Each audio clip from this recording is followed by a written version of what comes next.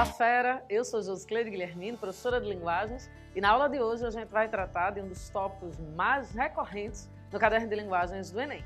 Apesar de haver uma recorrência desse tópico dentro do caderno de linguagens, ele apresenta a sua transversalidade. Significa que podemos ter questões na prova de história, sociologia, pode aparecer como temática dentro da sua redação, então pega teu café, teu chá, tua água, teu refrigerante, caneta, papel e vem junto comigo compreender a variação linguística. Bom, quando a gente fala de variação, a gente está falando dos processos de mudança da língua. E a primeira compreensão é exatamente essa, a percepção de que a língua ela se modifica.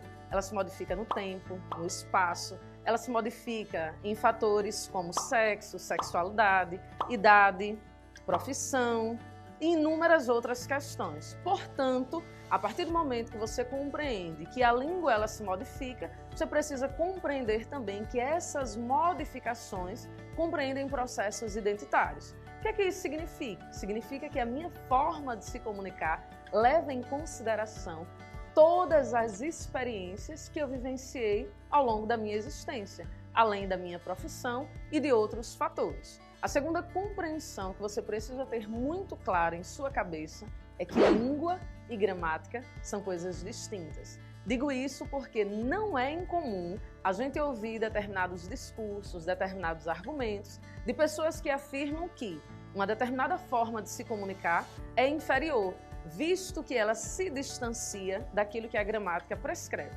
Acompanhe a linha de raciocínio bem direitinho. Nós temos uma língua portuguesa que data de aproximadamente 800 anos.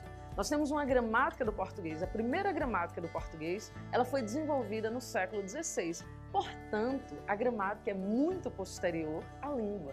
Antes que a gramática se desenvolvesse, a língua já estava viva em sociedade. Então, os processos de manifestação da linguagem é diferente da escrita. A gramática ela foi desenvolvida para atender à escrita. Na sua redação do Enem, por exemplo, você tem que levar em consideração todas as regras gramaticais. Inclusive, tem duas competências que vão te analisar nessa perspectiva. A competência 1, a competência 4. A língua ela funciona de uma outra forma. O eu te amo não teria a força que tem se a gente dissesse amo-te. Esse exemplo é muito claro do quanto a língua e a gramática são coisas distintas. E aí a gente identifica, de uma forma geral, 4 possibilidades de variação linguística. Entenda, não são as únicas, mas são as mais perceptíveis em sociedade. Por serem as mais perceptíveis, são também as mais cobradas dentro do caderno de linguagens. A primeira variação é a variação diatópica. O que é a variação diatópica? É também chamada variação geográfica, ou seja, é a percepção de que a língua ela se modifica geograficamente, de uma região para outra. Então, no Nordeste, a gente tem uma forma de se comunicar. Quando a gente vai para o Sudeste, a gente identifica que há variações nessa comunicação. Agora, vê, a gente nem precisaria ir tão longe.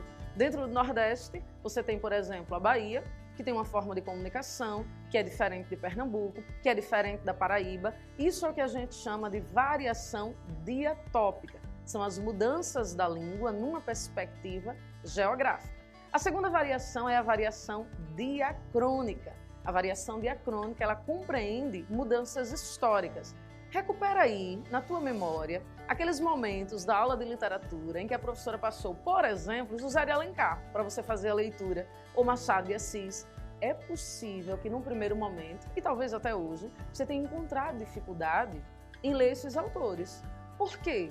Porque a língua, a forma como esses autores produziram seus textos é diferente do modo como a gente reconhece a língua hoje. Portanto, essa é a variação diacrônica ou histórica. Inicialmente a gente tinha o vossa mercê, que se transformou em vós mercê, depois virou você e hoje é comum que na oralidade a gente use só o ser. Você está acompanhando a aula direitinho? Você está estudando para o Exame Nacional do Ensino Médio? Pronto. Essa é a variação histórica. Nós temos também a variação diastrática. O que é a variação diastrática? Ela se vincula aos grupos sociais. Por exemplo, uma pessoa que mora dentro da favela, ela tem uma forma de se comunicar que é diferente de quem mora fora dela.